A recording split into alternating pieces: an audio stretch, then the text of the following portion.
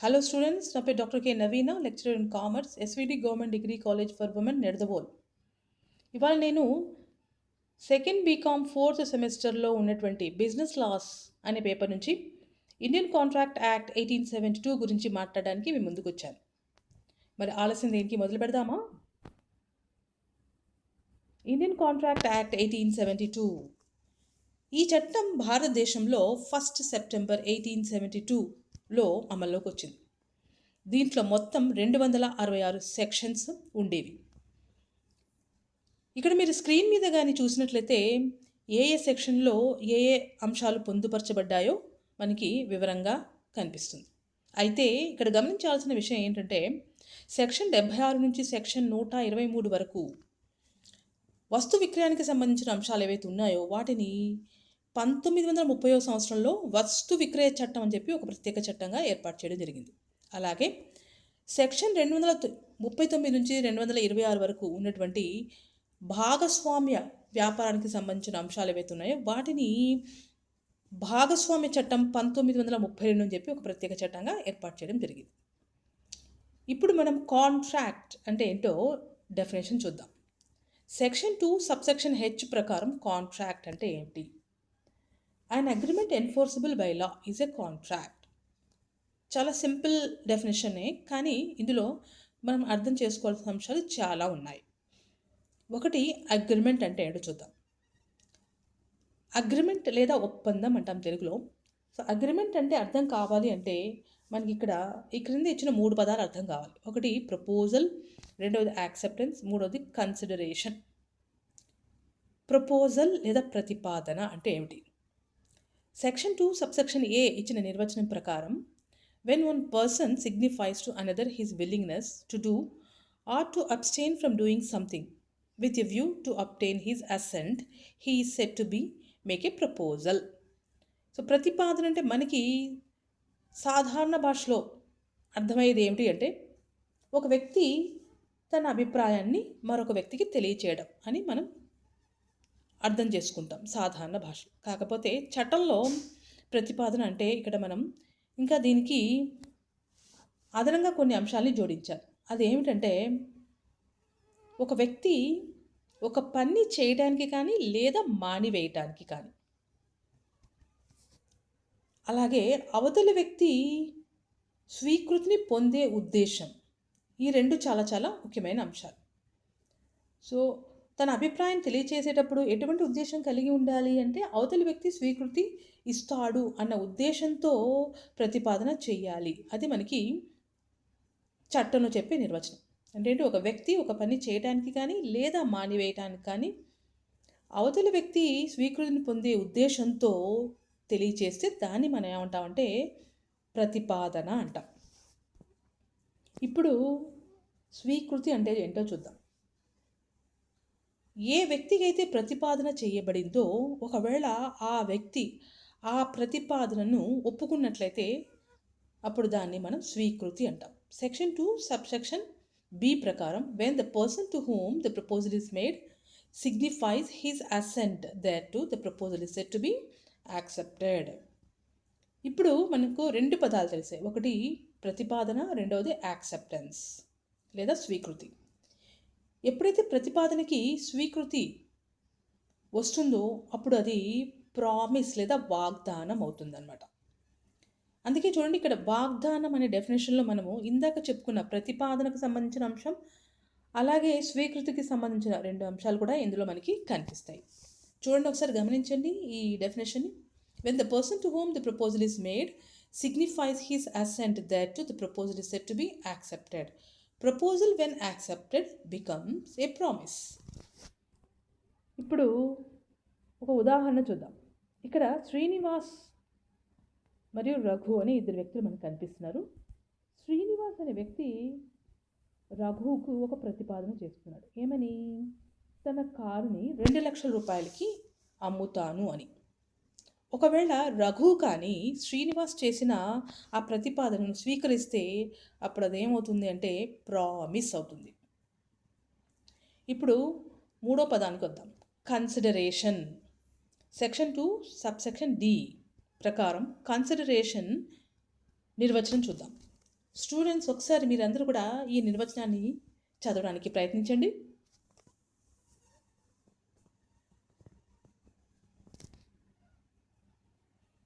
చదివారనుకుంటాను.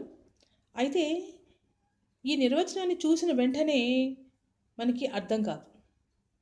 మరి ముఖ్యంగా స్టూడెంట్స్ అయితే మరీ కన్‌ఫ్యూజ్ అవుతారు. ఎందుకంటే ఇక్కడ ఒకే రకమైనటువంటి పదం to do are abstain from doing అనేది మనకి 3 సార్లు కనిపిస్తుంది. దీన్ని మనం కొంచెం సరళం చేసుకోవాలి అంటే ఇలా చదవచ్చు. ఇప్పుడు చూడండి ఇక్కడ when at the desire of the promiser, the promisee or any other person has done or abstained from doing, అది పాస్ట్ టెన్స్లో. అలాగే does or abstain from doing present టెన్స్లో, or promise to do or abstain from doing something future టెన్స్లో. సో అటువంటి ఒక యాక్ట్ను లేదా పనిని మనం ఏమంటామంటే, లేదా ప్రామిస్ని కన్సిడరేషన్ అంటాం. అంటే ఏమిటి?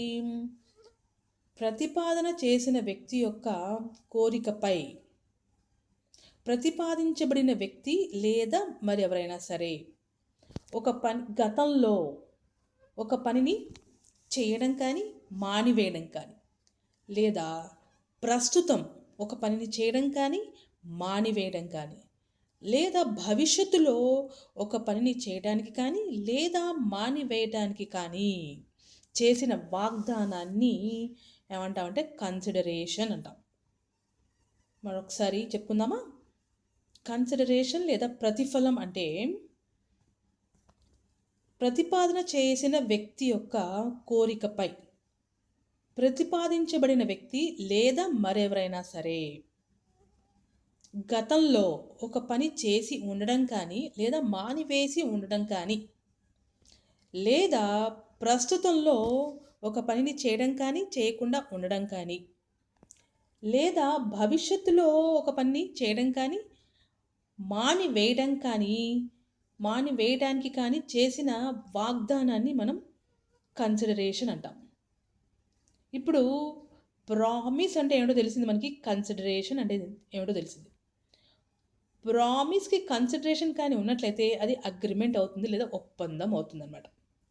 ఒప్పందం తాలూకు నిర్వచనాన్ని కానీ మనం చూసినట్లయితే every promise and every set of promises farming consideration for each other is called an agreement.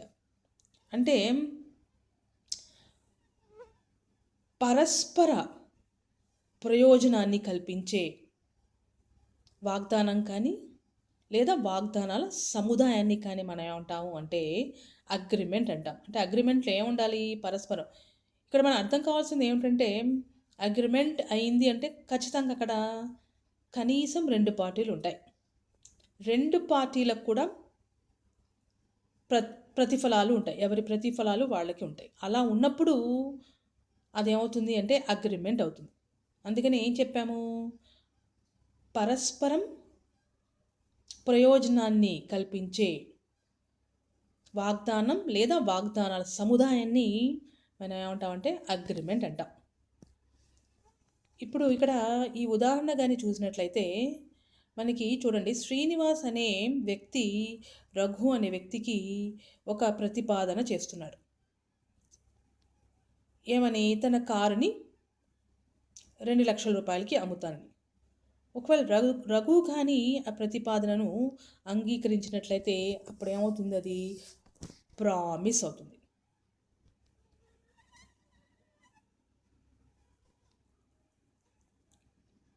ఎవరైతే ప్రతిపాదన చేస్తారో ఆ వ్యక్తిని మనం ప్రామిసర్ అంటాం.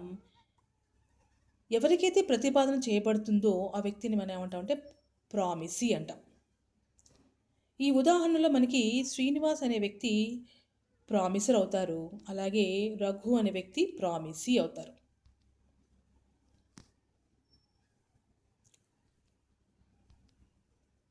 ఇప్పుడు ఈ ఉదాహరణ చూద్దాం. ప్రపోజల్కి యాక్సెప్టెన్స్ ఉండి అలాగే దానికి కన్సిడరేషన్ కానీ ఉన్నట్లయితే అదేమవుతుంది? అగ్రిమెంట్ అవుతుంది. ఆ కన్సిడరేషన్ని కింద ఎందుకు ఇవ్వడం జరిగిందంటే, కన్సిడరేషన్ అనేది ఇద్దరి వ్యక్తులకు కూడా వర్తిస్తుంది. అంటే ప్రపోజల్ లేదా ప్రతిపాదన చేసిన వ్యక్తికి ఉంటుంది, అలాగే స్వీకృతి తెలియజేసిన వ్యక్తికి కూడా ఉంటుంది. ఇది మనం డెఫినేషన్లో ఒక భాగాన్ని తెలుసుకున్నాం. అగ్రిమెంట్ అంటే ఏమిటో అనేది ఒక స్పష్టమైన అవగాహన వచ్చింది అనుకుంటాను మీ అందరికీ కూడా. ఇప్పుడు ఎన్ఫోర్సబుల్ లేదా అమలు పరచడం అనే దాని గురించి చూద్దాం.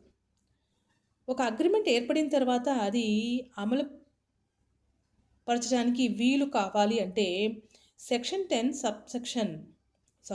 10లో ఇవ్వబడినటువంటి కొన్ని మనకి ఆవశ్యకాలు ఉండాలి. దాంట్లో మొదటిది offer and acceptance. So offer అంటే ఏమిటి, యాక్సెప్టెన్స్ అంటే ఏమిటి ఇందాకే మనం తెలుసుకున్నాం. సో మళ్ళీ ఇక్కడ నేను రిపీట్ చేయట్లేదు. రెండవది intention to create legal relationship. ఎప్పుడైతే ఒక ఒప్పందం జరుగుతుందో ఆ ఒప్పందంలోని రెండు పార్టీలకు కూడా ఎలాంటి ఉద్దేశం ఉండాలి అంటే న్యాయాత్మక సంబంధాన్ని సృష్టించే ఉద్దేశం ఉండాలి.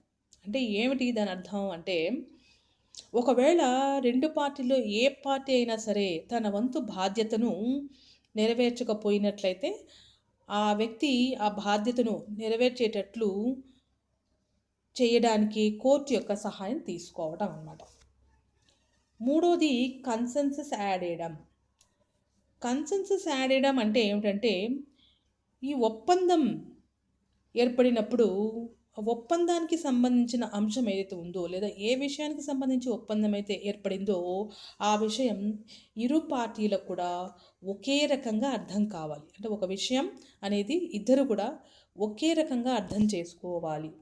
ఉదాహరణ మనం చెప్పుకున్నాము, శ్రీనివాస్ అనే వ్యక్తి రఘు అనే వ్యక్తికి తన కారును 2 లక్షల రూపాయలకి అమ్ముతానని చెప్పి ప్రతిపాదన చేశాడని చెప్పాం. ఇక్కడ శ్రీనివాస్ ఉద్దేశంలో ఏమిటి, తన కారును 2 లక్షల రూపాయలకి అమ్ముతాను అని.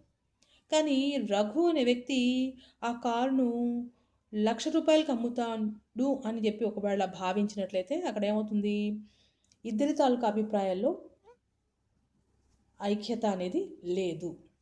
అలాంటప్పుడు అది కాంట్రాక్ట్ అవ్వడానికి అవకాశం లేదు.